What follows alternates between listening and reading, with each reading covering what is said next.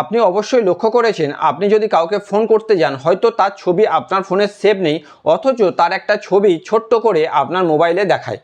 এখন আপনি যদি চান তাহলে কিন্তু আপনারই ছবিটা সে চাক বা না চাক, আপনার যত কলার রয়েছে, মানে যে আপনাকে কল করবে সে কিন্তু আপনার ছবি বড় করে তার স্ক্রিনে দেখতে পাবে অটোমেটিক্যালি, সে চাক বা না চাক।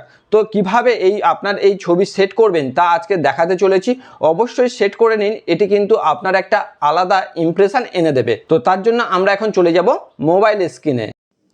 এর জন্য আমরা প্রথমে চলে যাব আমাদের মোবাইলের ডায়ালারে, যেটা দিয়ে আমরা ডায়াল করি। বাঁদিকে 3 ডটসে ক্লিক করার পরেই আমরা সেটিং অপশান পেয়ে যাব। সেটিংসে ক্লিক করার সাথে সাথে আমরা একটু নিচের দিকে নেমে আসব, সেখানে দেখতে পাবো কলিং কার্ড বলে একটি অপশান। এর মধ্যে প্রথম যে ক্রিয়েট অপশানটি রয়েছে, এই প্রথম ক্রিয়েট অপশানে ক্লিক করলেই আমার যে আইডিটা রয়েছে, আমার জিমেল আইডি, সেই জিমেল আইডিটা শো করছে। তো সেটাকে সিলেক্ট করে আপনি কন্টিনিউ করলেন। এরপর এখানে ক্যামেরার অপশান দিচ্ছে বা গ্যালারির অপশান দিচ্ছে। আপনি ক্যামেরা থেকে ডাইরেক্ট নিতে পারবেন বা গ্যালারির যে ছবিগুলো তোলা আছে তার মধ্যে থেকে যে কোনো একটা ছবি, যেমন আমি এই ছবিটি সিলেক্ট করে ডান করছি। এরপর ছবিটি এখানে শো করলো। এখন আমরা এই ছবিটিকে নিজেদের প্রয়োজন মতো, সুবিধা মতো অ্যাডজাস্ট করতে পারবো, ছোট বড়। বা এরপরেও আমরা যে আমাদের নামটা সেভ করেছে, সে যে নামেই সেভ করেছে সেই নামটাই দেখাবে তার ক্ষেত্রে।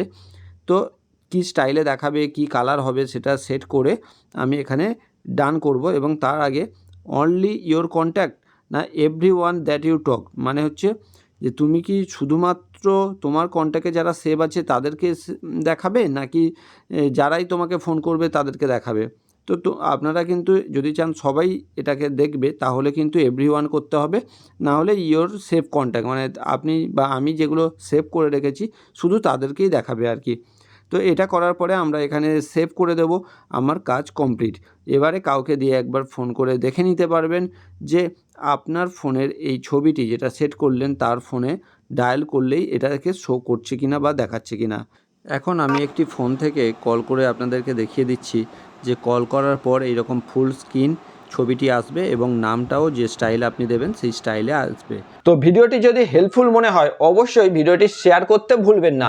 এবং যদি আপনি ফেসবুক থেকে দেখেন তাহলে অবশ্যই একটি ফলো করে রাখুন, এবং ইউটিউব থেকে যদি দেখেন চ্যানেলটিকে অবশ্যই সাবস্ক্রাইব করে রাখুন, কারণ এই ধরনের ইনফরমেটিভ ভিডিও প্রচুর আসতে চলেছে আপনাদের জন্য।